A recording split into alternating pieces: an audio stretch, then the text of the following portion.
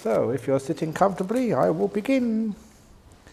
Dear Ajahn, could you please say a few words again on the causes of stillness? The cause of stillness is letting go.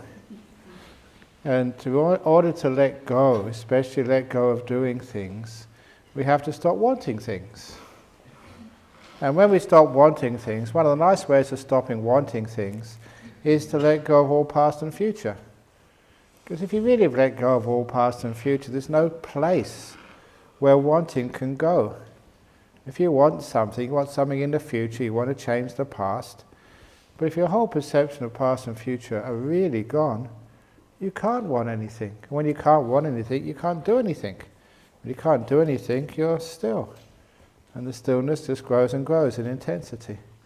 That's one of the reasons why we spend a lot of time focusing on the present moment and letting go of your past and letting go of your future. And even though that was the first exercise which I gave you all on this retreat, still you can always remember the exercise and continue doing that exercise throughout the retreat. And if things aren't going well on the retreat, just strengthen the present moment awareness. You're here. So stop going places, stop doing stuff for the future, and just stay more in this moment. And you all know that this moment, this is where your future is made. This is the only time you can do anything about your future, right now. So imagine if you can just look after this present moment, care for it, be kind to it, relax in it, be peaceful in this moment. That's the best you can possibly do for the future. So those of you who are concerned about your future, stay more in the present moment. And then you find that you don't want anything. This present moment is a very nice place to be in. So that's why we stay here. And please remind me to tell you the story tomorrow, one of my favourite stories, of the old monks don't lie story. It's all about being in the present moment. Dear Ajahn, as a monk, do you go to gala dinners or do you only accept lunch and breakfast invitations? I once went to dinner with the Queen of England, or Australia, whatever she was. I was invited to a state dinner. That's, way up above the gala dinners. And that was when Queen Elizabeth came for the the Commonwealth Games.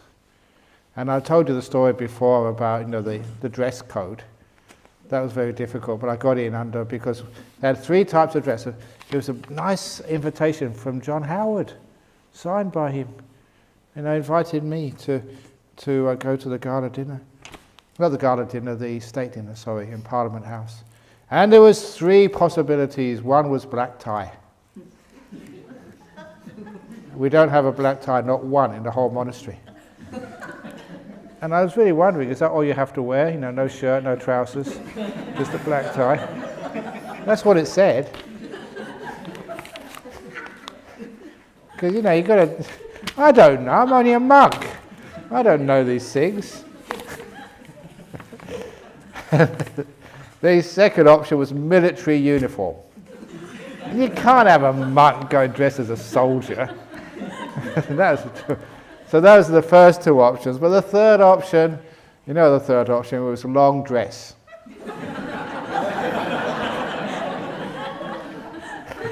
It was. And I thought, I can go. So I went there. It was really good fun. I love doing stuff like that. And of course I went to the Parliament House in Canberra, and as soon as you walked in, got stopped by security. But I had my invite, so I said, here, I can go in. So they let me in.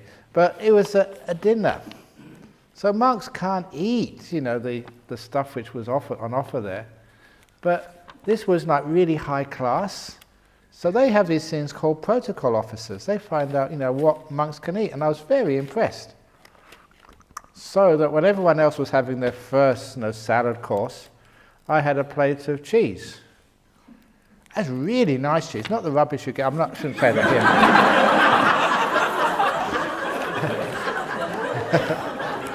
I mean, it's really top quality. And then they took all the plates away, and then they gave the second course, which was something roast lamb or something. And then for me, it was a different type of cheese, like camembert was the next one. Really delicious stuff. And the last one, when they had their dessert, I remember it was macadamia pie or something. That's what everyone else had. And for me, it was dark chocolate. It was 3-course meal. 2 cheeses and 1 chocolate. Just like you have every evening.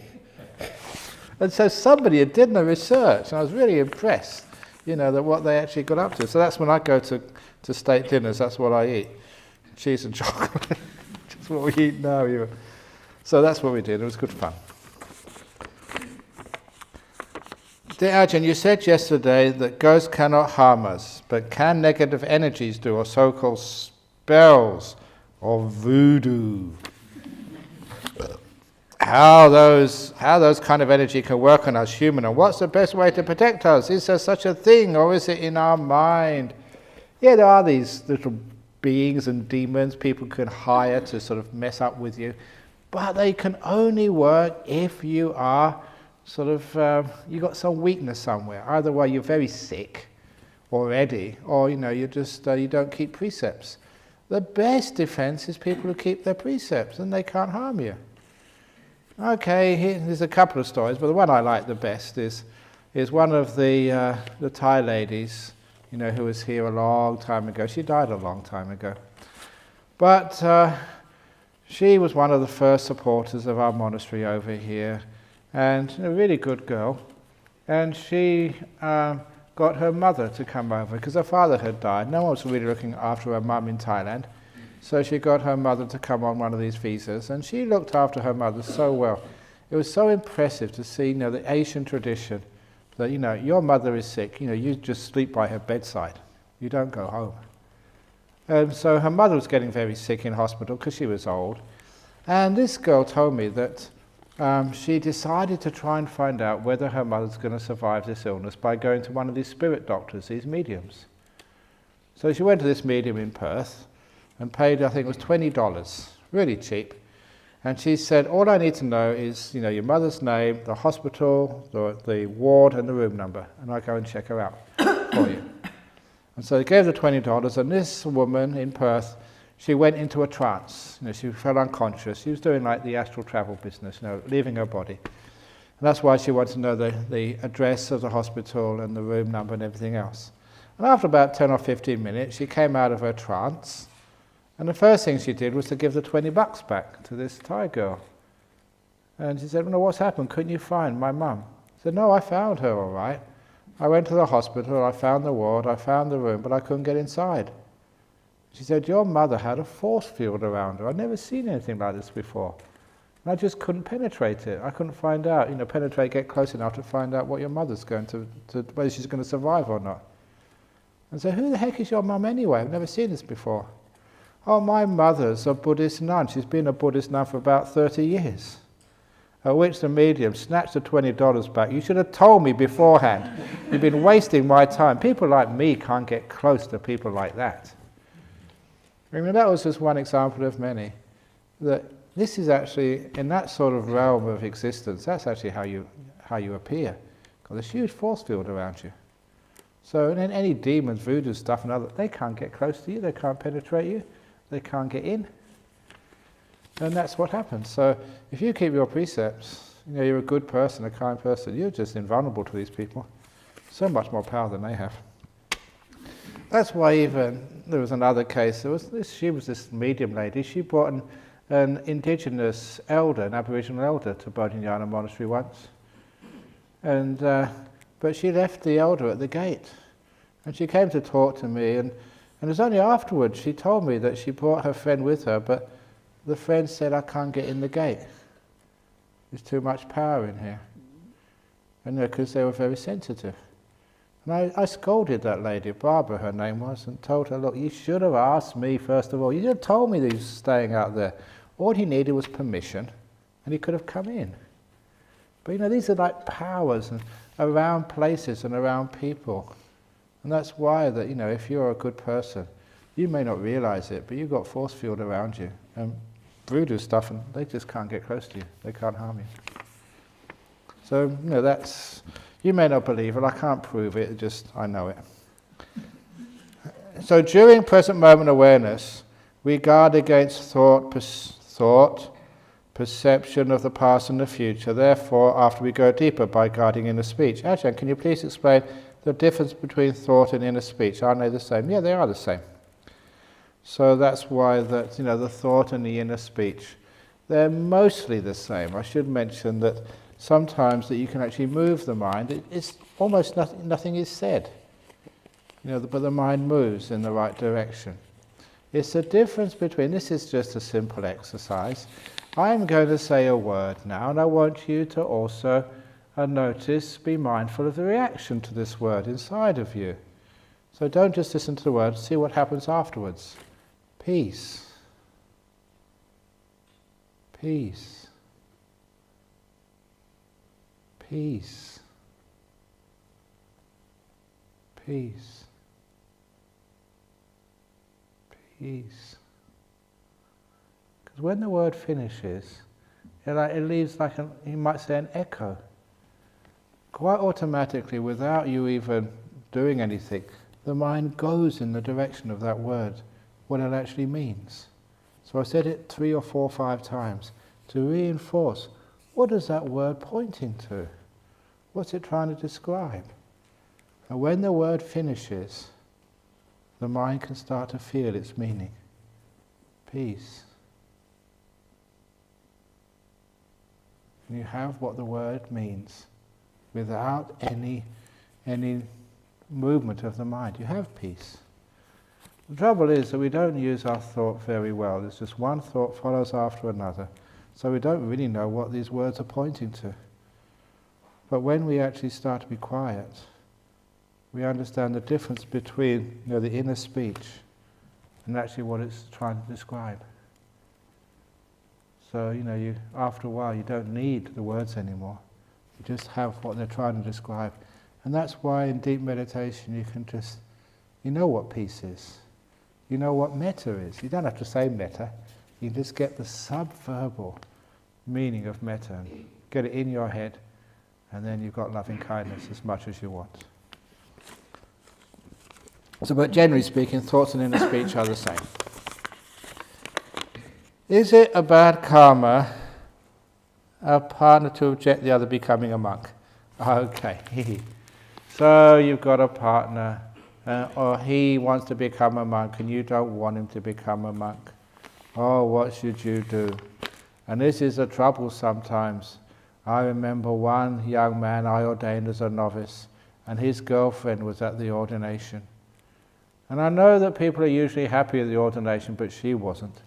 She was looking at me as if, she was trying to do a voodoo smell on me.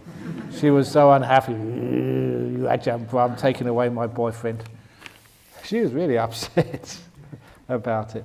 But look, sometimes it's a very difficult thing that, remember, in a relationship you have to work together. So it should never be your decision, it should be our decision. So your partner should be really quite happy and be quite proud and just be quite supportive of your aspiration to be a monk. And if you can get the okay with your partner, then that's wonderful.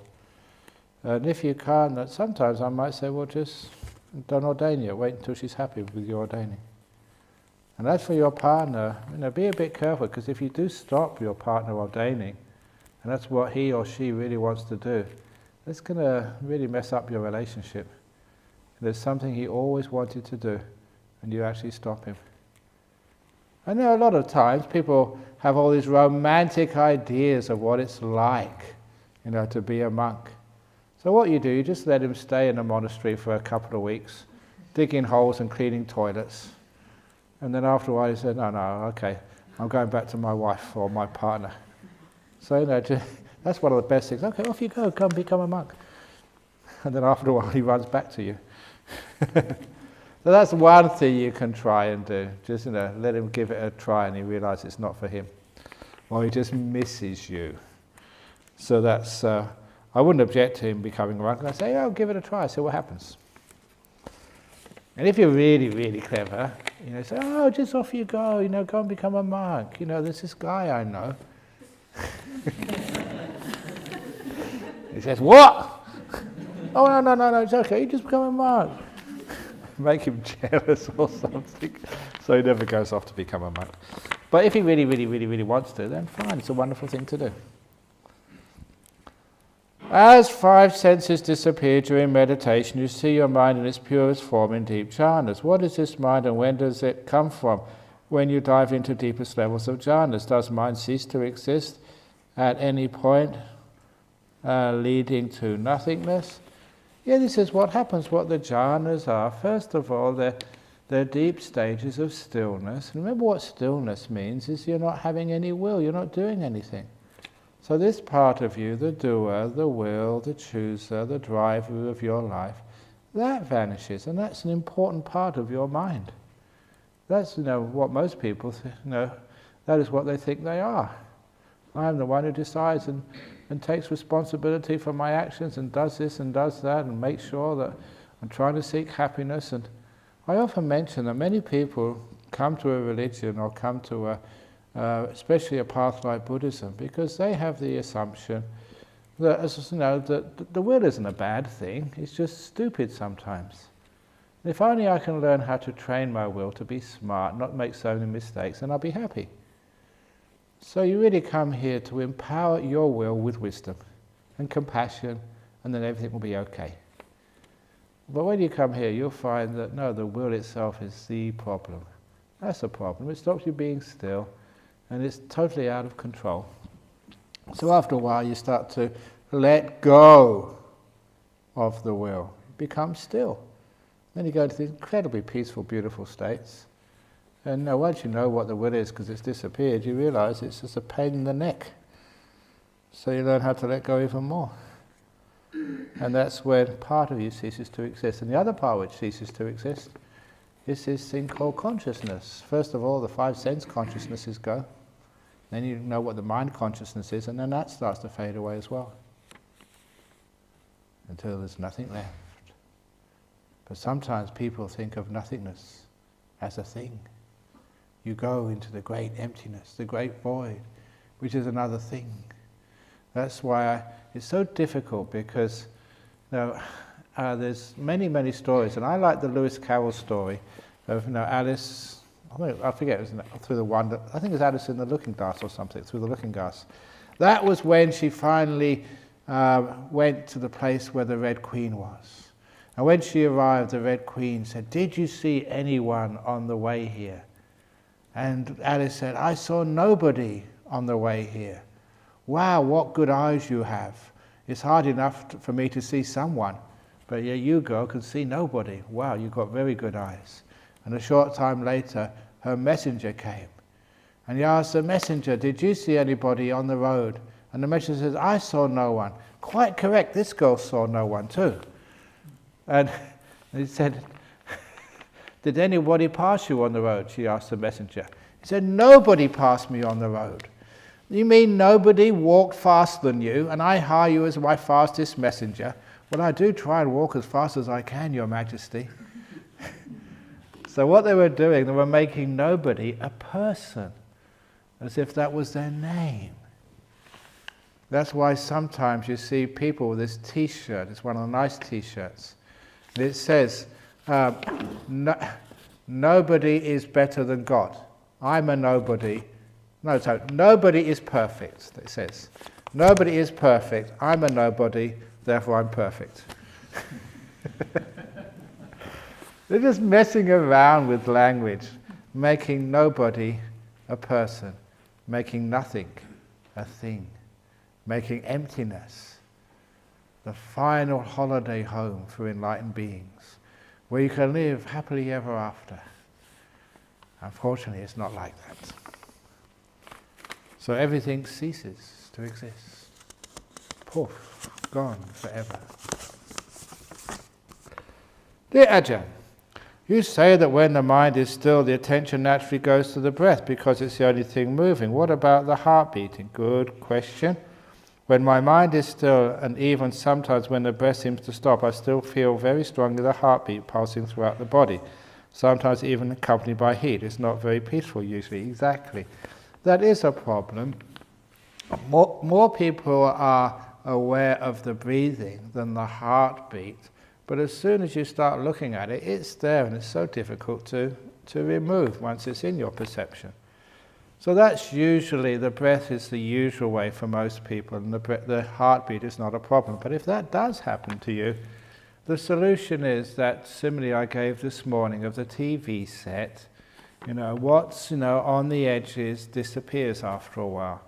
As long as you don't put the disturbance in the center of your screen, then it sort of vanishes.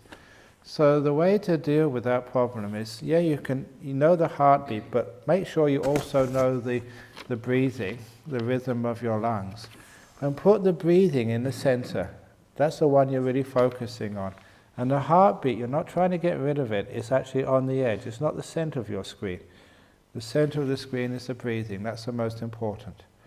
So you're watching the breath go in, the breath go out. You can feel the heartbeat, but it's on the edge. It's not in the center. And it's only a matter of time when actually the heartbeat just disappears by itself. You don't know when it disappears, but it has disappeared. So you're just focusing, keeping the center on the main thing. And then all the other disturbances, distractions, noises, heartbeat, feelings in the body, that eventually vanishes. And it's just noticing about focusing. If you really want to try this now, focus on my head, and after a while my body vanishes. If you really focus on my nose, after a while you can't see my ears. You just focus in all the time. So you've got your breath, you've got the heartbeat, you've got other stuff going on. Put the breath right in the very center, that's what you focus on. The heartbeat's maybe a little to the right or the left, but soon that's totally vanished. That is the best way of dealing with a heartbeat problem if it ever comes up. But it's true, it's very disturbing. And you can't calm your heartbeat. If you really do calm your heartbeat and it stops, you're in big trouble. And so am I. So you're dead. The Ajahn Brahm, do you know about NYC? That's New York City, isn't it? About NYC Pragmatic Dharma, the Hamilton Project. No, I don't know that at all. How about Mahasi Sayadaw meditation? Yeah, do they lead to Nibbana too? If you don't know, please don't read. It's a waste of time putting that on the end of the question.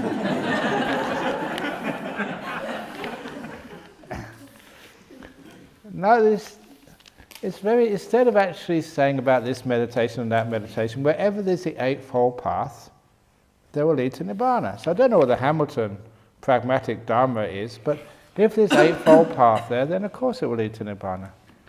Which means you have to have precepts. You have to have virtue, right speech, right action, right livelihood. And some people, that especially in places like the United States, say, you don't need all that precept stuff. Just, you can have sex, but don't get attached to it. They say that, and it's really crazy stuff. Don't have sex with anybody, don't be attached. Take drugs, but, just let go afterwards. Come on, this is against the precepts. And if you are breaking precepts, basically no right speech, no right action, no right livelihood, which means, the Eightfold Path is not there. You do need right mindfulness, effort, the effort to say no, the effort to stop. And you do need samadhi, which is stillness. So each one of those, and the right stillness is always the jhanas. You do need those things to become enlightened. So you always check whatever method they're teaching, as long as it's the Eightfold Path there, all the 8 factors, then it's going to lead to enlightenment. If one of them or more of them are missing, it's not going to get there. Dear Ajahn Brahm, sometimes when I am calm after meditation, I feel my heartbeat, pulse stop.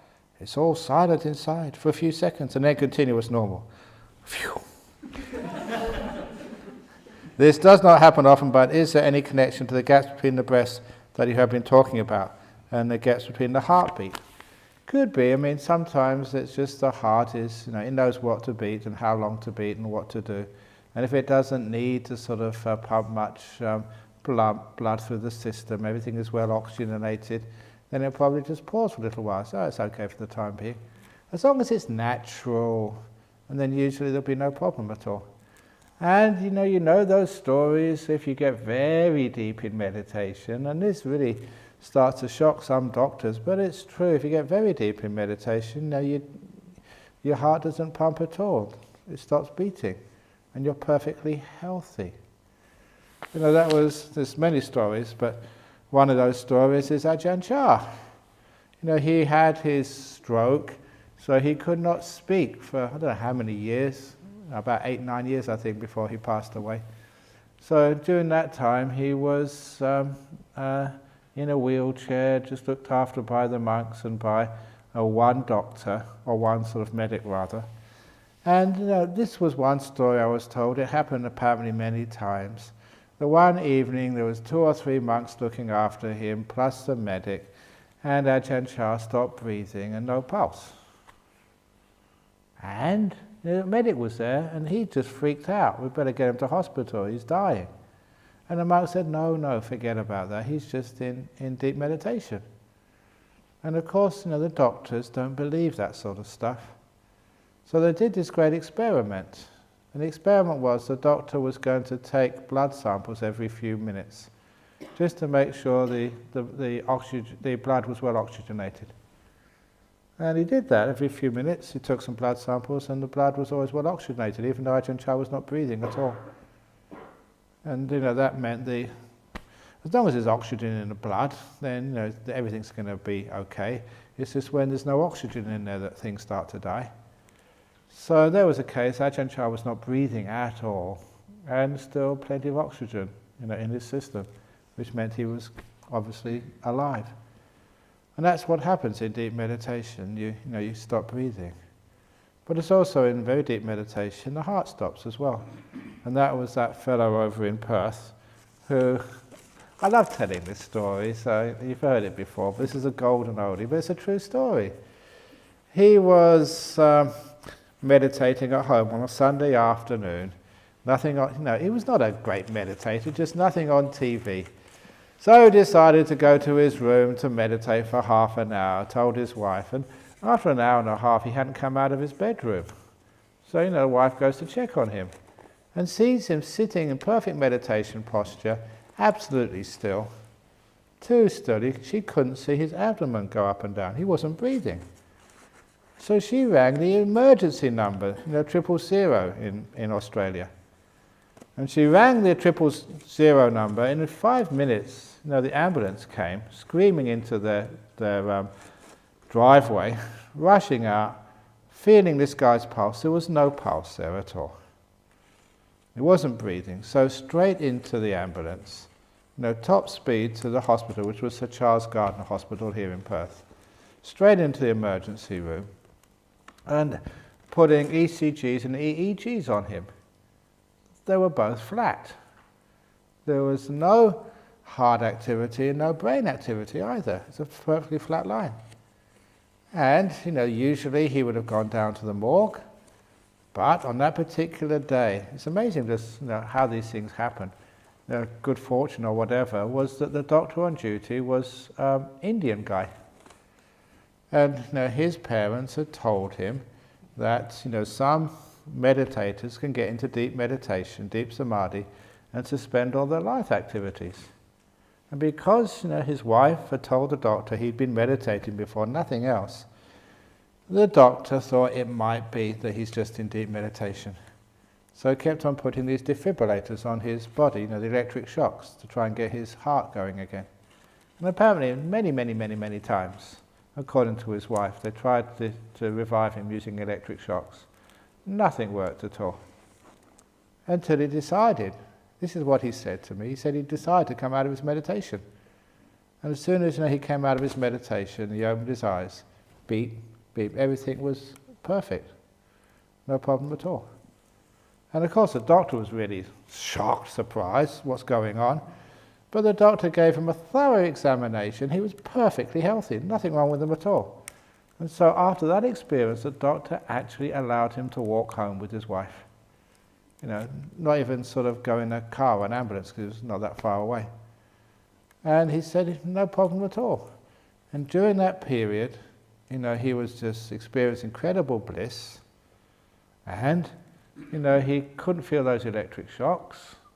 He couldn't hear the sirens and all that activity, all these people, getting so desperately trying to keep him alive. He couldn't hear anything. His 5 senses were totally shut down.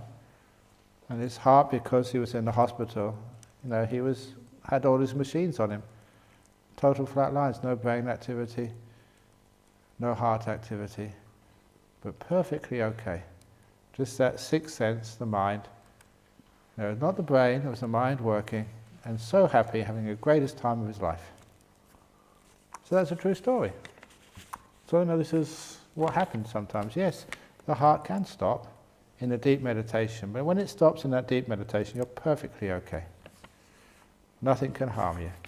And even the other story I like to tell in case you get afraid, because people are just so scary cats, and they've got just no courage at all. So you don't have to worry at all, because there's a story in the suttas of this monk, tell this on every retreat, this monk who was meditating in the jungle, and he was obviously in a very deep meditation, because when two Buddhist villagers came past, they too thought he was dead, because they couldn't see him breathing. And these were really faithful, devout Buddhists. And so they thought it's not correct to leave a monk dead in the jungle where he could get eaten up by the animals. The right thing to do, because we're Buddhists, is to give this monk a proper cremation. So while this monk was in his jhanas, the villagers gathered some wood, put the monk on top, and lit the fire. That's in the suttas. And so when the flames are up there, you know that you guys, you're busy, you can't just hang around all day for the cremation to carry on. It's going to be burnt out now because you can see it's happening. So they went off to collect their vegetables and mushrooms, whatever they were doing in the forest, and they're leaving the monk to be cremated. And the next morning they were very impressed when they saw the monk walk into the village on arms round. No injury on him at all, and even his robe was intact. No burn marks on the robe. And he said, that's actually something which happens if you get into these deep jhanas. It's amazing. There's something supernatural there. You can't be destroyed. So if you do go into a jhana, and they do think you're dead, and they do put you in the crematorium, in the ovens, they put you in there and they close the door. Once the fire has gone out, they open the door, hi, me again. You'll survive. It'll be really cool when that happens. Get your name in the papers. But so you're perfectly safe. So, if this happens naturally, you've got no problems.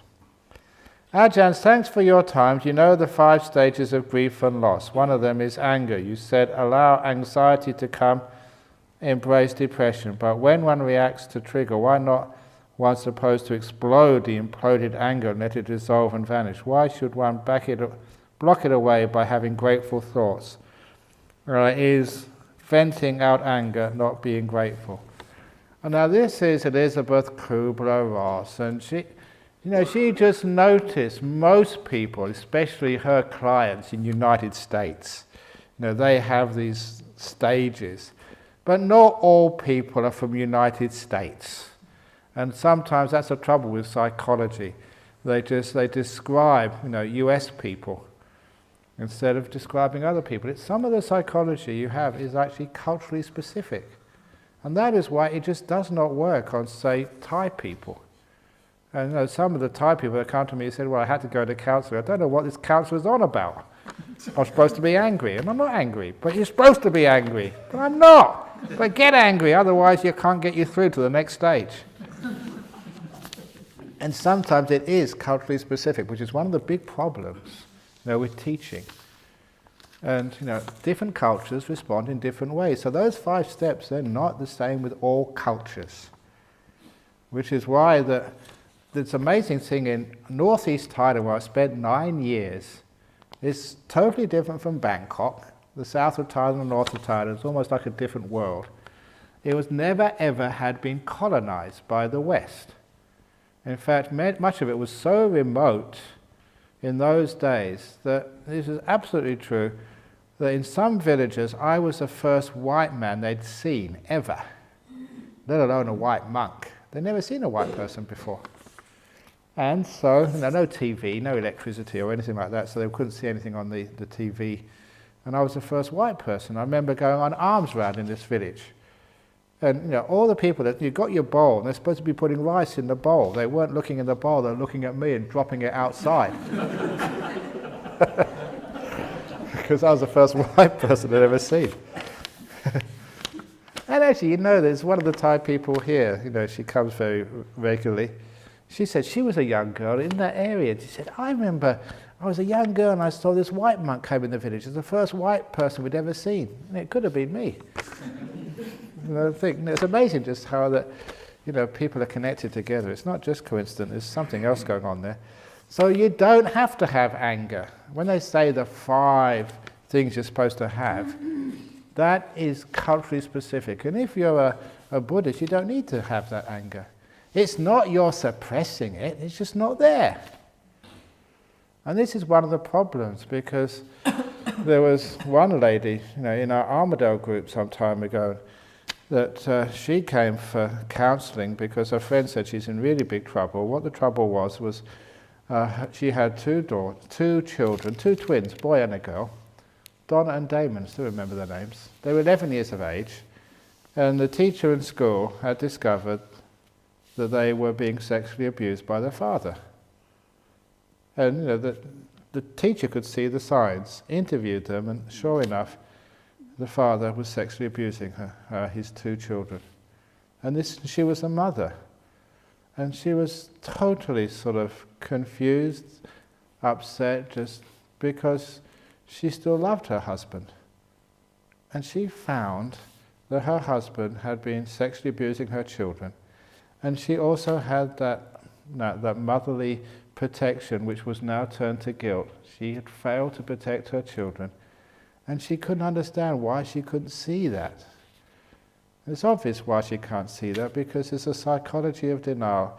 You just can't see what is just so abhorrent. The signs were there, but it was automatically, subconsciously blocked from her mind, because facing up to that was just so terrible.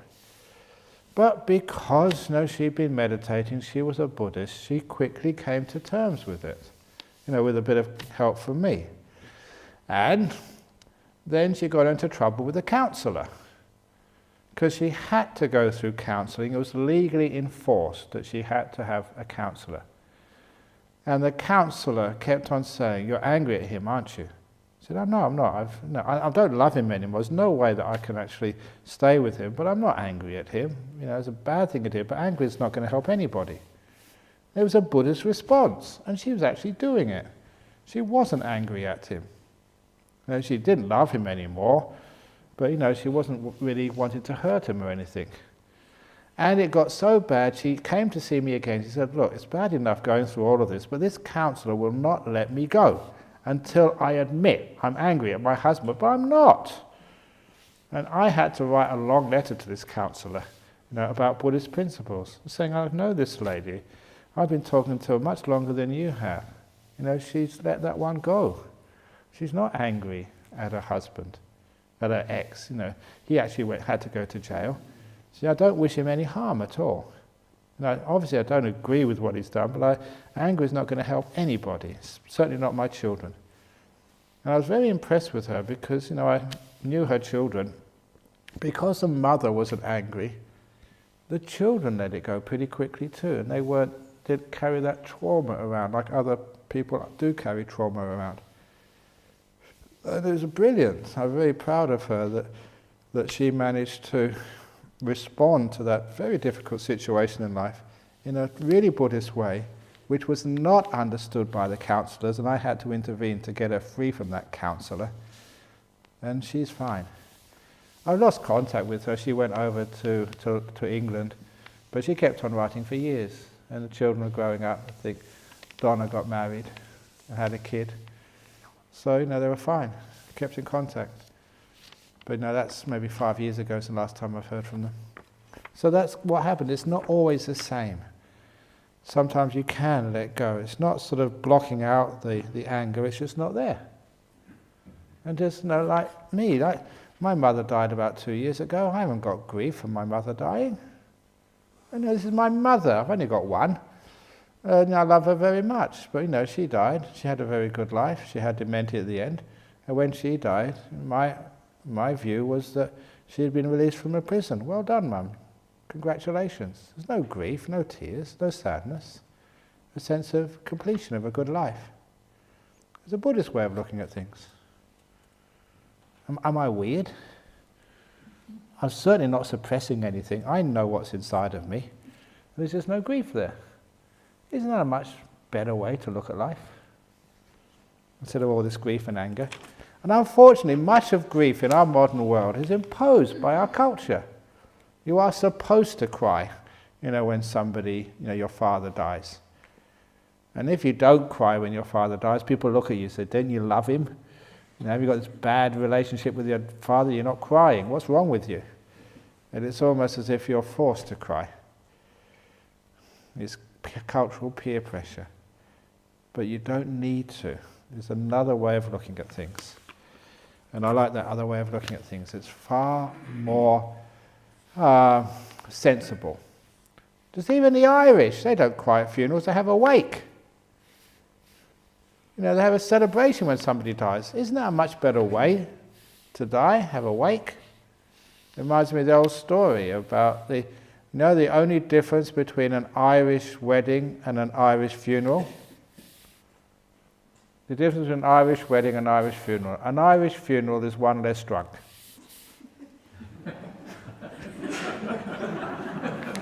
The one in the box. Okay, that's what.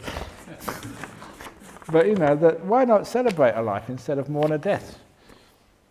Anyway, can you tell more about young Gautama's experience of jhana? Can kids experience it? Yeah, they can. But a lot of times they don't know what's happening. What I've found out all these years I've been teaching, that so many people can experience these jhanas, they sort of fluke it. They just press the letting go button and they have these great experiences. It's just like that when I was teaching a retreat in Penang many years ago. Again, they said there's a person here who's having a lot of psychological problems. The counsellors and psychologists and psychiatrists in Penang couldn't help her, so Ajahn Brahm, the last resort. So I said, okay, I'll talk to her. And of course I didn't know what the problem was. She came in, she said she had this experience. It was amazing. I said, wow, you've had a jhana. And I told her a few other things which she had experienced, which she hadn't told me, just to convince her that I knew what I was talking about. And she was so amazed and happy. She said, yes, that's what it was. At last someone knows what I went through. I said, it's a jhana, this is what happens. You probably won't get one again, you just fluked it. But that's what it was. You're not going crazy. That's just the nature of the mind when it presses the letting go button. So she walked out, one little happy Penangi. She knew what it was. She wasn't crazy. It was just a jhana she'd gone through. She'd fluked one. And so many times that happens. Well, not many times, but it's quite a few people. They come up and they tell me something which happened to them in their life, and I listen to them, and it's exactly what happened. I know exactly what these things are. And I say, yeah, that was a jhana. And just to convince them, I always add a few extra details which they hadn't told me, which I know about occurs in those states. And they're convinced, wow, yeah, that was what it was. So some people do fluke them. If we can be enlightened as a layperson, what is the reason for joining the Sangha? It is possible for you to go back to, for those of you coming from the eastern states, it's possible to go back to Sydney by walking. You can do that. But you'd be an idiot to walk back to Sydney when you can get a cheap air flight for $200 or something. Now, who would actually walk to Sydney from Perth? You're crazy, because it's a much easier way when you go by aircraft. Yes, you can become enlightened being a lay person, but you're crazy when there's this beautiful flight, business class in the Sangha. You get there much quicker, less tired if you join the Sangha. That's why the Sangha is there for. It's easier. That's why the Buddha designed it, so people can get enlightened quicker, faster, with much more ease. But yeah, you can become enlightened as a layperson. You can walk to Sydney, but I wouldn't recommend it. Where do I follow the breath in meditation? Do I need to label it as in or out? No. You can if you want to. But that's only the beginning. If you label it in or out, just to try and suppress some of the random thoughts. But only the beginning. After a while, it's in, it's out. You don't need to sort of act like a sergeant major at an army camp. In, out, in, out, in, out, in, out. Come on, keep up. In, out. It just gets sort of quite boring. However, if you do want to play around, I'll give you another little exercise. Oh, no, should I? Oh, I've already started this now. Another little exercise. Now, when I say go, I want you to close your eyes, breathe in and out 3 times, and then open your eyes after, the third out breath. Okay? Go.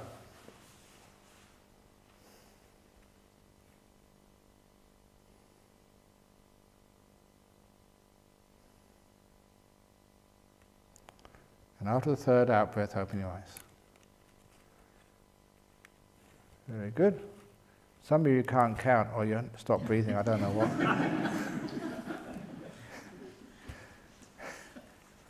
So, next, I want you to do the same exercise again when I say go, but I want you to start with an out breath. Breathe out first and then in. Out, in, out, in. Okay, go.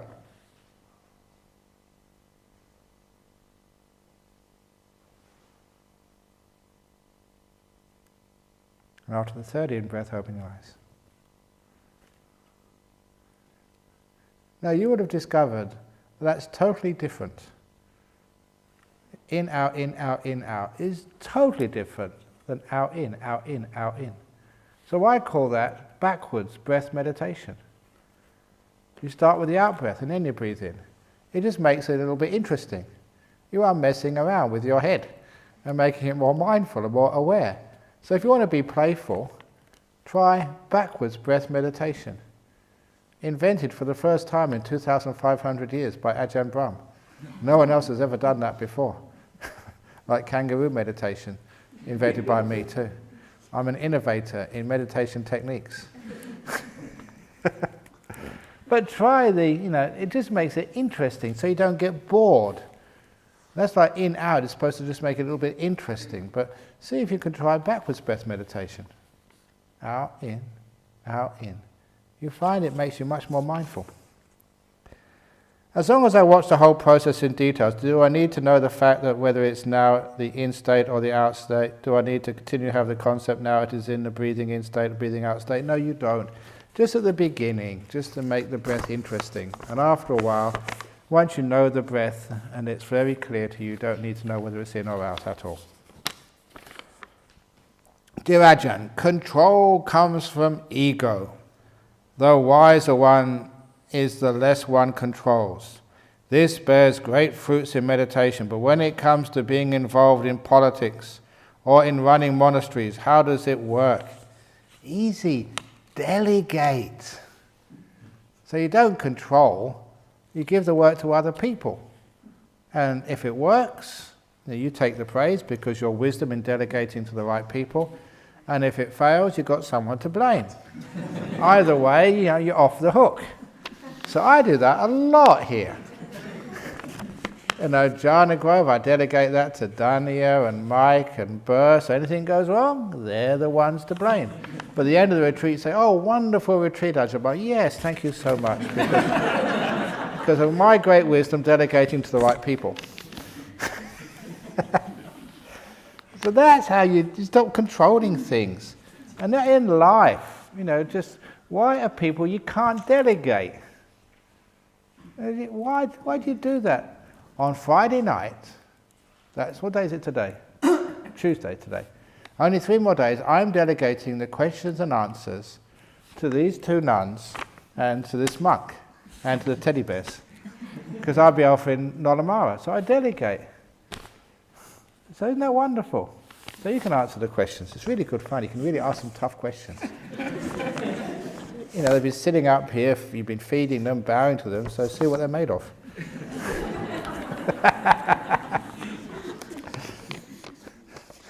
And because I think, who's the senior here? suppose, you must be the senior, are you? So if it's a question, you think this is a tough one. I delegate this question to That's the way to do things in life. So if the wise ones stand back passively, then doesn't this allow the control freaks with the big egos to rise to the front? That is a good question, but if you put things in a good way, then the control freaks can't survive. Like the Buddha, that's what he did. The Buddha set up the system so control freaks just can't survive. You have to let go. If you're controlling all the time as a monk, you can't meditate. You get stressed out, and obviously people see that you just get angry at everybody. That's a sign of a control freak. You always get angry. And of course, if that happens in a monastery, you lose your faith in such people. You don't support them anymore. So there is like a mechanism which weeds out the control freaks in a monastery. And it's also they don't like staying. They've got no happiness.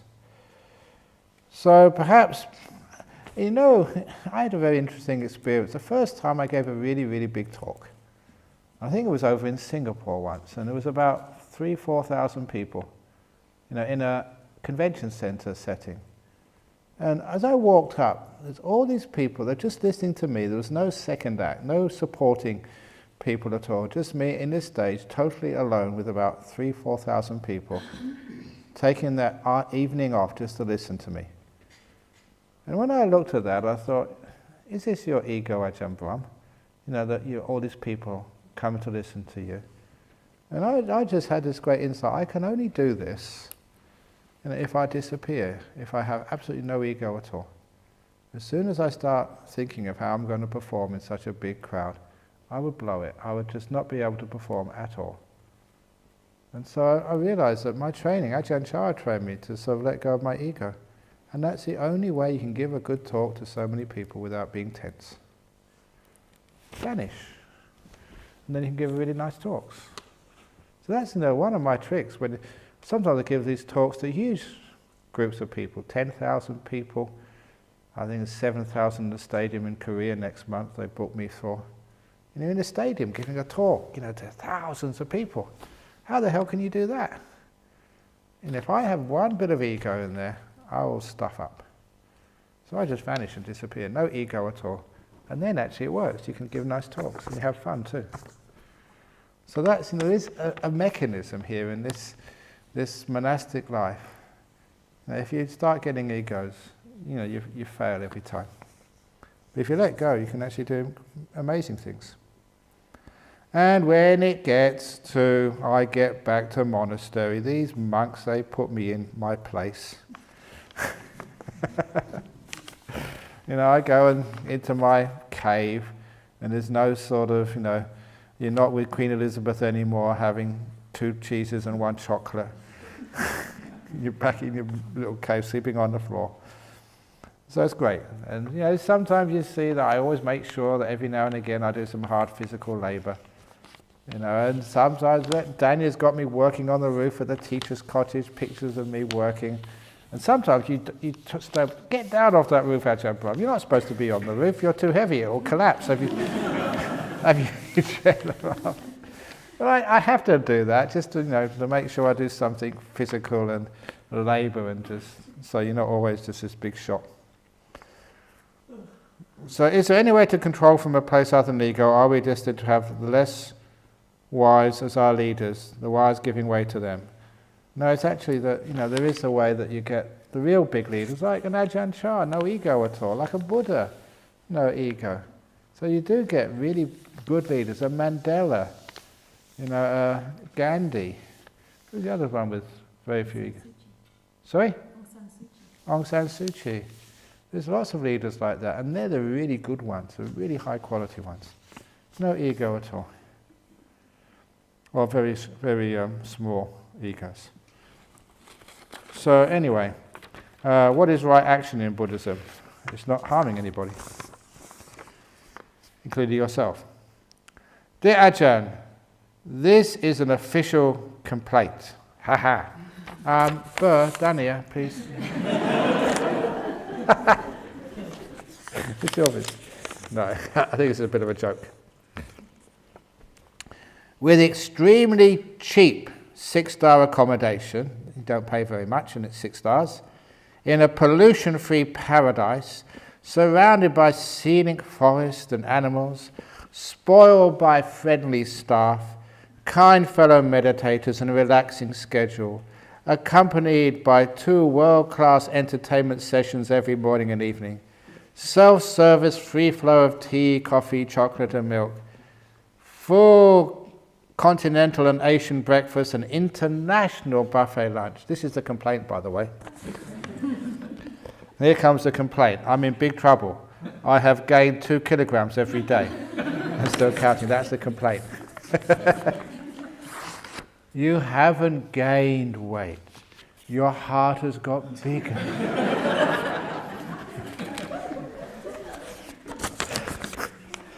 That's very nice. It is a very nice retreat. Dear Ajahn, I often see flashes of light and figure lights on the corner of my eye like if someone is standing next to me. What is that? I'm checking up on you. You think I'm not watching. I know what you're up to. No, it's not me. And on photos there appear to be lights or orbs. Why do we see these things? Okay, first of all, on the corner of your eye, that's a place where lots of imagination can happen. Perception can play all sorts of tricks on the corner of your eye. If it's in the center of your eye, that's a bit more interesting. Flashes of light come up, that's quite natural, that's not the nimittas yet. And the orbs, have you seen these photographs? And they have orbs on them. I saw this photograph in a monastery in KL years ago. And it was a photograph of a Tibetan monk with this big orb right over his heart. And the photograph was on top of the donation box for his monastery. That was fraud, that was a scam. What he was saying, look, I've got an orb, I must be holy, put some money in the box. But the truth of the matter is, and I know this as a scientist, you should know this too, that's dust particles. You can see orbs in casinos. You can see orbs in nightclubs. You don't get self-respecting heavenly beings going to nightclubs or pubs or these other places where you see orbs. It's just dust particles, that's all. I remember when people went the first time they went to India with me, they had all these dust particles in Bodh Gaya and in Kusinara. They think, wow, there's so many devas in these places. And I said, no, India is so dusty. That's why you have all these particles. And experiments have been done. These aren't heavenly beings. It's not supernatural. It's just dust. It's a diffraction pattern. The flash of the light gets on the dust, diffracts it, and it reflects back into the camera. That's on your pictures. That's all it is. But some people say, no, that was a heavenly being. Look, it's an orb over my chest. I'm a holy nun. Please give lots of money to our temple. That's fraud. Which of the 6 realms do ghosts belong to? Thanks. Your realm. If they belong to some other realm, you wouldn't see them. They belong to this realm. They belong to Jhana Grove, your cottage, your room number. That's where they belong. Now you're quite safe. Look, as I mentioned, nuns, monks, even lay people, you've got force field around you. Remember, indigenous elders, they couldn't get into the monastery where I was staying. So ghosts, they can't get in here, okay? They're forbidden. They've got to get permission from me first of all. Maybe sometimes I might give them permission to come and visit you. No, I wouldn't do that. So they're fine. You're perfectly safe here. This morning you mentioned the hells, angels, and pest exterminator getting into jhana. On the other hand, monks and nuns observing hundreds of refined precepts may not experience jhana their whole life.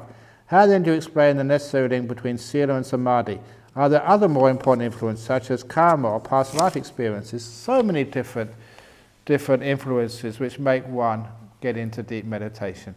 But the ones who've got very strong sila, they've got really strong foundations. Yeah, it may take them longer, but when their jhana happens, that's a big one, that's a huge one, because they've got really nice foundations. Sometimes this guy, he wasn't a Hell's Angel, he just looked like one. He's a very nice guy when you get to know him, but on the outside he looked really fierce. And even the pest exterminator, that was his job. It was a really nice, kind, generous guy who would go and sacrifice his time helping in the prisons. Really nice guy. So yeah, it's not just the job, it's not just the fact that you've got tattoos on your arm. There's much more to life than that, much more to a person than that. And just because you're a monk, sometimes people have a hard time as a monk, sometimes have a lovely time as a monk or as a nun. But as a monk or a nun, you really are building up a huge amount of good karma, goodness. So you're working on other factors of the Eightfold Path, especially the right speech, right action, and right livelihood. And if you get, and also just the right thought and right intention, that gets so strong that it's only a matter of time. Yeah, they may not have been focusing on the samadhi part of their path, but the other part is so strong and so pure. When they do get into the samadhi, it really develops very quickly. So that's really what really happens. During meditation, I'm not fully in the present moment, sometime in the past, sometimes in the future, but why I feel a lot of joy come from my heart? Because you are sometimes in the present moment. And you'll have even more joy in your heart if you spend more time in the present moment. So this is what it's like now. Imagine what it's like when you're really in the present moment. Wow. So make it better. Can nimitta or jhana be experienced outside of a retreat? Of course it can, but the best is within a retreat. Because everything is supporting you here. So it can be done. And sometimes it's like the simile of the paycheck. Sometimes you do all the work, and then when you leave, maybe a week, 2 weeks later, you get your paycheck in the mail. And sometimes, this is great simile, sometimes you do all the work on a retreat, you meditate and meditate and meditate, and after 9 days you don't get anything. And a few days later you're at home, and you're just meditating in your bedroom, and wham bam, you get into a deep meditation. You get the paycheck. It's just delayed, but you know it's because of all the work you've done during the retreat. So sometimes that happens as well. Delayed paycheck. Dear Ajahn, you have taught us that mindfulness is one of the elements of meditation. Our daily life is full of various activities, and to accomplish each activity meaningfully, mindfulness is of utmost importance. Does it fall within the ambit of meditation? Not really, because you call meditation stillness. Mindfulness is great, but it's not enough. Just every fortnight, I have to give a little teaching to the nuns, Dhammasara nuns this morning, and that's why I was on the phone at 10:15. And the one which I gave them today, little teaching, is called the Manibhadra Yaka Sangyutta, where this heavenly being, he was like a yaka, not a very high one, came and saw the Buddha, and he said this poem, like it's good to be mindful, the mindful live happily and they don't get angry. And the Buddha replied, well, the mindful, it's good to be mindful, the mindful live happily, but the mindful still get angry. And he said, you should live mindful and also cultivating thoughts of harmlessness by day or night, cultivating loving kindness all the time, and then you don't get angry. It's a wonderful little saying, because people say, oh, just be mindful. And the Buddha, that's one place he says specifically, mindfulness is not enough. You'll still get angry. You have to develop loving kindness as well. You need stillness as well. You need the whole Eightfold Path. So in your daily life, you can be as mindful as you like, but you get angry at yourself and your husband, your wife, your kids, your workers. It's much more than mindfulness is needed. When do insights come up in meditation? And would they ever include a bad premonition? That's not an insight when you have a bad premonition. And anyway, there's no such thing as a premonition, that something bad is going to happen. The future is uncertain. You don't know what's going to happen next. You may have a bad premonition that something terrible is going to happen, and it doesn't. Something much worse happens. Or not the same. So sometimes the premonitions, they can't be trusted. One of the monks I sat next to for years, he told me, he was this American monk, and he told me, because sitting next to each other, tell all stories to each other, that he had three premonitions in his life. There's very strong dreams or premonitions, and the first was his sister drowning in the family pool. His father, he was actually in military intelligence in Vietnam War, quite a wealthy man. And so they had this wonderful little house in Pasadena in LA. And he had this premonition of his sister drowning in the pool. And one day he was just lounging by the pool, and the premonition started to actually happen. And because he had the premonition before, he knew what was going to happen next. And he took action, and he saved his sister's life. And he said if he didn't have that premonition, his sister would be dead. And he said that showed the premonition was actually real. The second premonition he had was when he was in his early 20s, and he was visiting New Zealand, staying in a house with other young men. And he had a premonition that the police raided their house and arrested them all for taking marijuana. He had that premonition. And the problem was, he was taking so much marijuana, he didn't really sort of act on it. So the police came, they arrested him. And he got deported back to the US. And he kicked himself. I had the premonition the police were going to come, and never acted on it. And so it was 2 out of 3. The third one he had, he kept on telling me this, I know it's going to happen, that the Viet Cong are going to invade northeast Thailand, and we're going to get caught up in it, and I'm going to get killed by running across a paddy field, shot in the back of the head. He said, I know it's going to happen. At that time, many Western governments did really feel that the communists would invade Thailand, especially the northeast where we were. Where we were to Hanoi was half the distance than it was to Bangkok. We were so close to Cambodia, Laos and Vietnam. So it was a real possibility. But of course, it never happened. And he got killed in a head-on car crash coming back from Yosemite National Park. And his premonition was wrong. And that really sometimes shows you that sometimes premonitions are right, but sometimes they're just totally wrong. And you can't tell the difference between the two. Which is why that you don't know premonition if it's going to be true or not. The best thing is just not to even believe them. So when insights come up in meditation, they come up naturally, that when you are still, you start to see things as they truly are. I'll give a talk on insights tomorrow, because people keep on about insight meditation. So insight meditation tomorrow morning. And should people of a high spiritual power having psychic abilities give a person doom and gloom predictions without any message of hope? Because isn't life a mixture of good and bad? Of course it's good and bad. Anyone who gives you a prediction of doom and gloom are just crazy. They're mad. And anyway, I always say, do not trust a fortune teller if they're poor. If they can't tell their own fortune, how can they tell yours? So I was in Hong Kong. Hong Kong got this whole street of fortune tellers. And I went down to have a look at them. And they were all just, wearing, not very good clothes anyway. And just, these people, why do you trust these people? If they could tell the fortune, why don't they tell what's going to happen in the stock market, in the horse racing, clean up once, and they wouldn't have to go to work on this cold nights in Hong Kong street.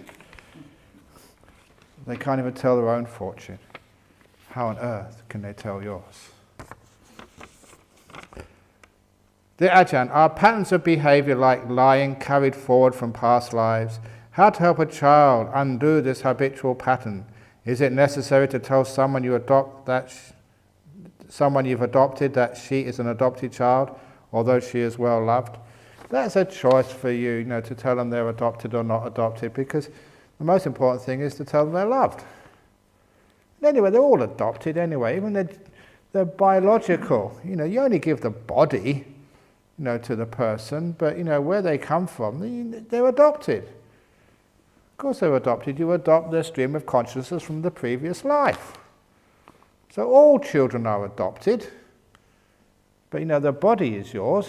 The body comes from the parents, but their personality, their character, that doesn't come from their mum and dad, does it? I was a Buddhist. My mother and father weren't Buddhists. They just gave me the body. The person inside of this, that came from somewhere else totally. So, they adopted, the most important part of me. They just gave me the car, the body I'd been driving for all these years. So, you can tell them they're adopted if you want. But, just to see whether, as long as they feel secure, they feel safe, they feel love with you, then they can accept that. But if they're already pretty insecure, they don't feel safe, then one more thing to say they're adopted, that might just, they're not really ready for that. But if everything else in their life is going well, yeah, you can tell them that, and it just doesn't really matter to them. Yeah, I'm adopted, so what? You're my mum, you're my dad, and that's it. Patterns of behaviour carried forward from past lives. Yeah, there is some of those patterns carried forward from past lives. That's why for parents, that sometimes parents, they have a kid, and the kid is a terrible kid. And the parents are just wonderful parents. And then where did this kid come from? And that, reincarnation explains so much. That even the best gardener in the world, if they've got a bad seed, can't make it grow into a beautiful tree. And other people, other parents, are terrible parents. But the seed is so good, no matter what the parents do, the child grows up into a wonderful kid. So it's not just the parents, it's just what they're working with. So that's why that you can't feel guilty, if you have a kid and they don't turn out that well. And you shouldn't feel proud if you've got a kid and they turn out to be so wonderful. It's not your fault. Because it's where they come from, there's something else to them. Dear Ajahn, I'm pretty good at letting go of the past, but I spend a lot of time planning and dreaming of my future happiness. Can you please talk about how to find a balance between planning ahead and being in the moment in relation to being happy? With thanks. If you feel like it, please tell a ghost story. Well, we'll see. But in the future, look, if you do plan the future, I say please keep all plans out of rubber, not out of concrete. So you can change the plans at a moment's notice. Remember that telling business people that business conditions, economic conditions, they change so quickly. And if you can't adapt almost immediately, if you've got your business plan and the way you do things and you can't change immediately, you end up losing so many opportunities and just ruining your company. You have to adapt. New technology might come up, you just hear about it. Economic openings are there, and if it doesn't fit in your plans, you can't take advantage of it. Which is one of the reasons why you may make plans, but make them totally tentative, able to be changed at a moment's notice. Which means, you get all of you going overseas when the retreat finishes. Who knows? There might be a strike at the airport. So you should be willing to change your plans at a moment's notice. It might not work out. Somebody might die and you have to leave early. You've got to be willing to change your plans. Who knows? You might get enlightened. You have to be willing to change your plans and become a monk or a nun. You don't know what's going to happen. Which is one of the reasons why that you have sort of plans, but just keep them just fluid. And now, a ghost story. Okay, now what ghost story should I say? How many of you, put your hand up, here we go. How many of you want to hear the coffin story again?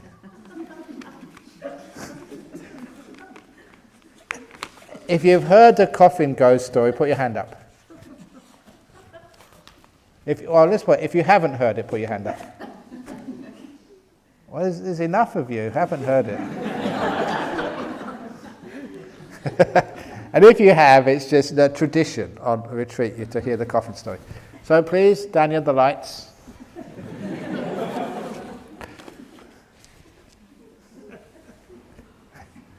This is very good.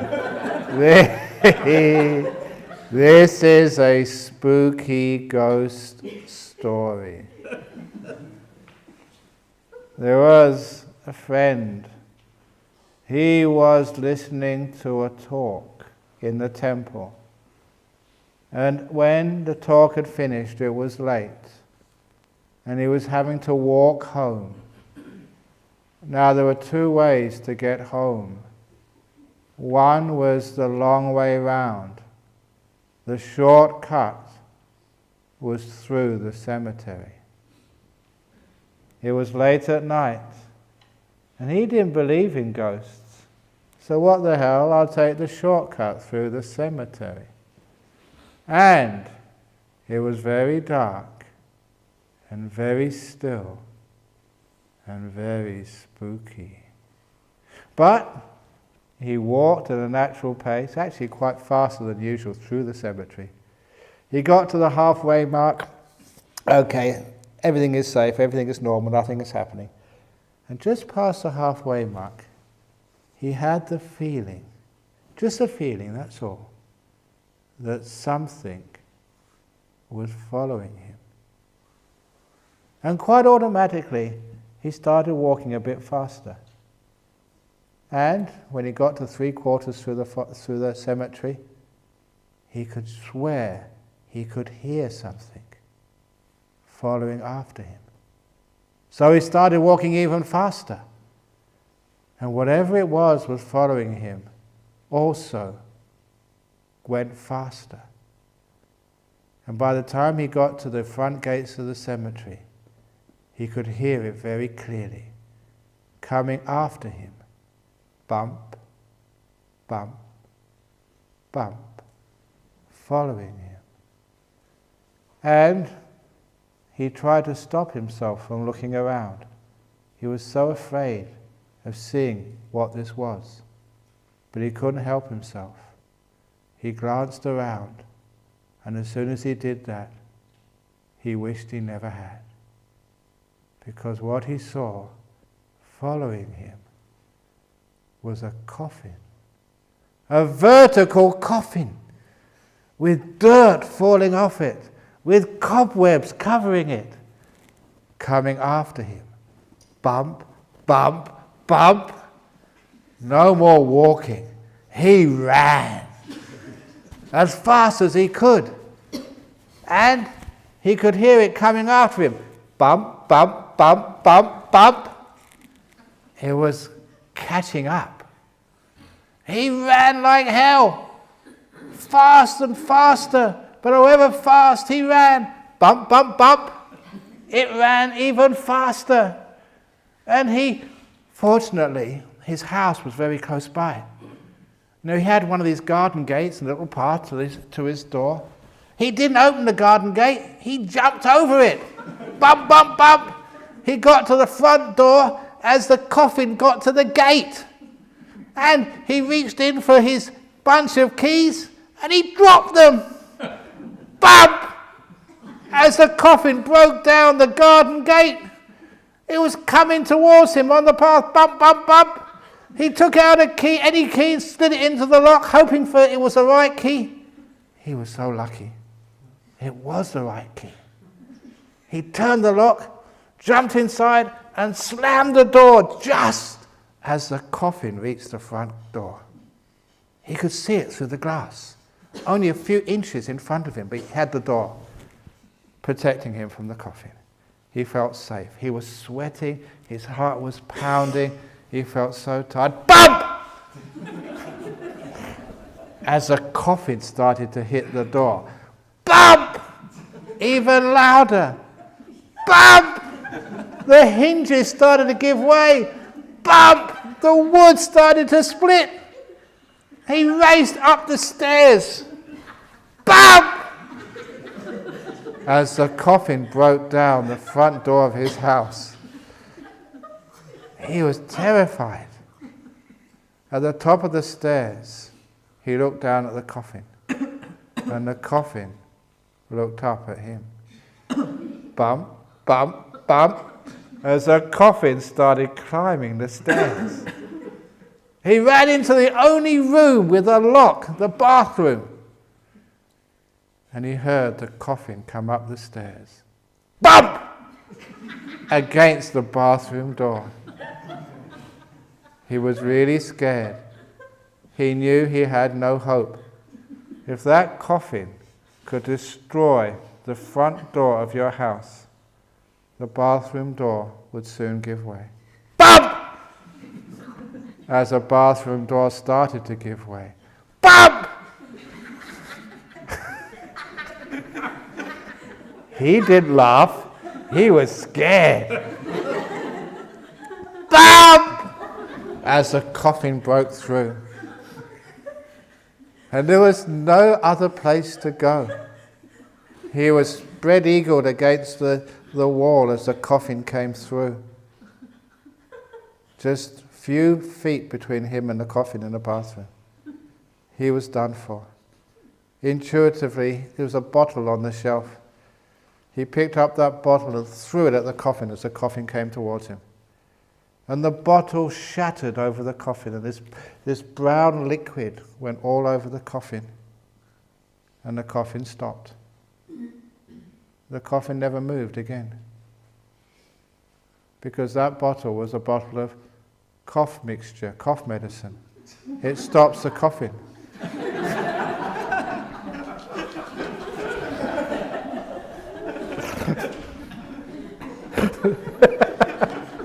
That is one of the worst jokes. And I cannot resist telling it. Cough mix, cough medicine, it stops the coughing. Okay, very good. And if you've heard it before, you still laugh. Is full moon day a good day? Why Monk's Day is a full moon day? Why some people don't like a full moon day? Will full moon day change my behaviour? Thank you. Jeepers. Full moon day is a good day. Every day is a good day when you're in a temple. Why Monk's Day is a full moon day? Because the full moon, full tummy, they go together. Why some people don't like a full moon day? Because they have to go to the temple and they have to keep precepts. Because people have to keep precepts on a full moon day, so on a full moon day you can't do this and you can't do that. So that's why a lot of people don't like full moon day. And why full moon day changed my behaviour? Because you come to the temple, and coming to the temple changes your behaviour. You have to make it up as you go along. How do you handle angry people? Many thanks. Number one, you divorce them. Oops, I shouldn't say that. No, angry people, they try and control you with their anger. So don't allow yourself to be influenced at all. Angry people, they can shout at me, but I'm just going to be there and smile. You get angry as you like. Because when you don't sort of respond to their anger, it's a waste of time. They have this old simile that if you give a gift to someone and they don't receive it, who's left with the gift? The original donor is left with the gift. It gets returned to you. So if someone gets angry at me and I don't get upset back, that it belongs to the person who tried to make me angry. Now that really upsets people. They try and get angry at you and you refuse to get upset. That really pisses them off. It does. They're trying to make you angry and you just sit here happy as ever. So that's why sometimes that don't respond to anger, because you're just feeding it and encouraging them to get angry again. So that's one of the best ways. Just don't respond to it. It's just crazy people. The second way, the old story of this, there we go, the husband who had the afternoon off work. Did I tell the story already? Husband had the afternoon off work and his wife said, "Darling, I need some eggs to make the dinner. Can you please go to the market and get some eggs?" And the husband said, "I've never been to the market before. You have to give me instructions." So the wife gave instructions on how to get to the market, where to go and how to buy the eggs. And the husband happily helped his dear wife. And as soon as he got into the marketplace, this young man came right up to this husband and said, "You are the ugliest person I've ever seen in my whole life. You've got a face like a camel." The backside of a camel, that is. And I don't know what aftershave you use, but it smells of dog poo. And he was just so angry and said such really nasty words to this husband. And it was in public, in a marketplace. And the husband got so embarrassed. "I don't even know you. Why are you telling these terrible things to me?" And that just encouraged this young man. This young man got so angry and cursed him, gave him all sorts of bad names. And the husband just turned around and went home. He got back home, he slammed the door. His wife said, "You're early, darling." "Yeah, never take me to that stupid market ever again. They're a terrible place. People are just so uncouth and uncivilized. You wouldn't believe what they said to me. I don't even know the person. They were so horrible to me. I don't want to go there ever again. Don't you go to that market." I enjoy doing that. Usually I have to be so peaceful and calm. So when I give stories like this, I can actually, enjoy myself. Anyway, so when he'd calmed down, the wife said, "No, what happened?" And then he said about this young boy, and she said, "Oh, it's him. Because that poor boy, he had an accident when he was very small. He fell over and hit his head, and he's brain damaged. Now, the poor boy will never be able to go to school. And he will never get a job, never find a nice girl to get married to and share his life with. The boy's crazy. He just hangs around the market. He says worse things to me, worse things to everybody. But we know who he is. He's the crazy boy." And as soon as the husband realized that he'd been cursed and abused by someone who had brain damage, he wasn't angry anymore. And as soon as his wife saw he'd calmed down, she said to him, "Darling, I still need those eggs." He said, "Okay, I'll go and get it for you." So off he went, back to the market, and this young boy saw him again. And said, "Here comes camel face, here comes dog poo." This time he didn't get upset at all. Even though this boy was getting angry at him and giving him all sorts of names, the husband calmly went to the egg store, bought the eggs and went home again. Because how can you get angry, and being sort of cursed out by a crazy person? And the moral of that story is this: if you men go home and your wife starts scolding you and calling you all sorts of bad names, just assume that she's hit her head that day and it's temporary brain damage. So if anyone gets angry at me and calls me names, "You lazy bum of a monk, you should get a proper job, why did you take all these donations, they all feed you, you should do something for all of that, you lazy monk," I just assume they've hit their head and they're brain damaged. Oh, you poor thing. So that's how to deal with anger. Anyone gets angry, if they go back to work when you leave this retreat and your boss gets angry at you, just it's brain damage. You poor boss. If you have time, can you please tell the story of the Australian man in the Himalayan temple and mystical sounds? This is a true story. Okay, I'll tell that another day because you already had the one stupid story today. You can't tell too many stupid stories in the same evening. Ajahn Brahm, I've heard before.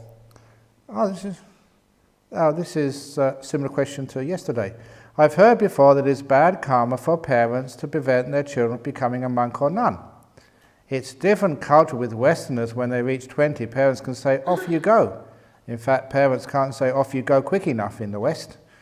A few years ago, I wanted to become a nun, but I knew they don't allow, and I myself didn't want them to have that bad karma as my gratitude. They're in the 70s and 80s, and they just want to see me to be happily married. Isn't that an oxymoron? When you have two words which don't mean the same, happily and married.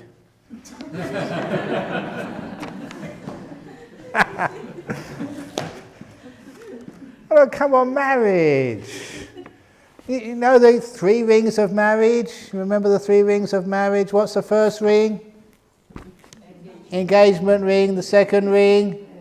Wedding ring, the third ring? Suffering, yeah. You know the story of the man who he didn't know what happiness was until he met his wife, and that time it was too late? Or the guy, when he was going out with his girlfriend, would hold her hand in love. After 30 years of marriage, he still holds his wife's hand out of self-defense.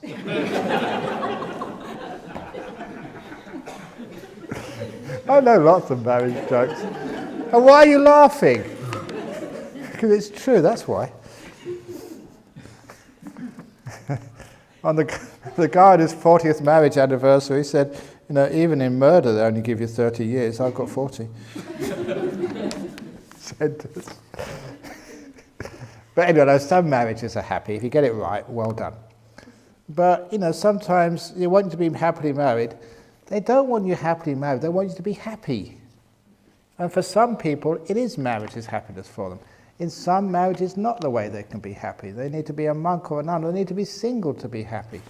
So please, you parents, you want your children to be happy, and it's not necessarily married. Unfortunately, my preference is a spiritual path, so I never ask them. I still can practice as a lay people and attend retreats. I may become a nun one day, maybe not, just so be it. Sometimes that's really sad, for me anyway, that the parents, they want you to be married, and you probably, you got married, and you probably made a really good job of it, well done. But sometimes you feel you're missing out on something in life.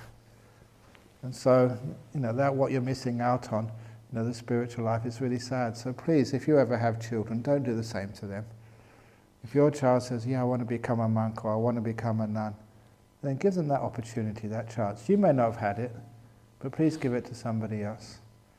And it's a beautiful, beautiful lifestyle. You can make people so happy. You can spend your life telling stupid jokes in the evening about coffins bumping down the road. And you can let people sort of overcome their problems, get them enlightened. So it's a great life as a monk or a nun. And there's not enough really good monks and nuns around in our world, so it's great to have more of them. And I don't know why it is, but I have to go to Sri Lanka in June. I don't know why. I'm a Western monk. You've got enough monks in Sri Lanka already. Why do you have to import them from Australia? You should be sending them over here. So there's not enough good monks and nuns in the whole world. That's why the poor senior monks in this monastery have to travel so much. And we try not to have that in the future. In the future, there's really good monks all over the world, so I can relax and just have a nice, easy life. But we need help. So please, if you want to be a monk or a nun, please come and become a monk or a nun. And it's a wonderful life, like many people do these days. And it's so inspiring. You can really, really help people. And in my room, in that little office, I've got this drawer, not a drawer, it's a cupboard, and I stuff all these letters in it. And I have people who say, thank you, Ajahn Brahm, I've been listening to your talks. Without those talks on YouTube, I'd be dead now. Now, without you, or without those books, without those talks, I had cancers, and the cancer's now gone. My marriage was really just broken, and I read or listened to you, and now I'm living happily with my husband, my kids again. It's incredible, the amount of really good work which has happened over those years. And that gives me so much fulfillment. I want you to be as fulfilled as well.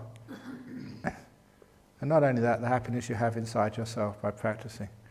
It's the best lifestyle of all. Why not? I know one reason why not, because we're all full. Bodhinyana Monastery and Dhammasara, but we've got other monasteries we're getting up, over in Santi Monastery, over in Sydney, over Jagannatha is here from Victoria, they're building a big monastery over there. We've got monasteries in the United States and other parts of the world. We're franchising.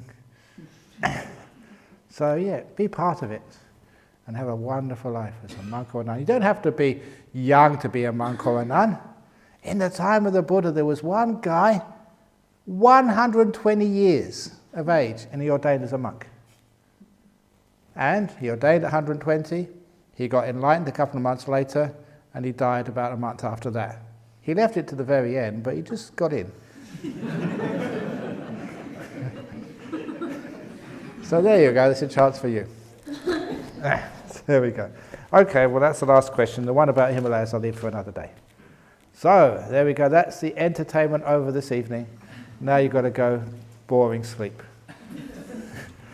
Sadhu. Sadhu.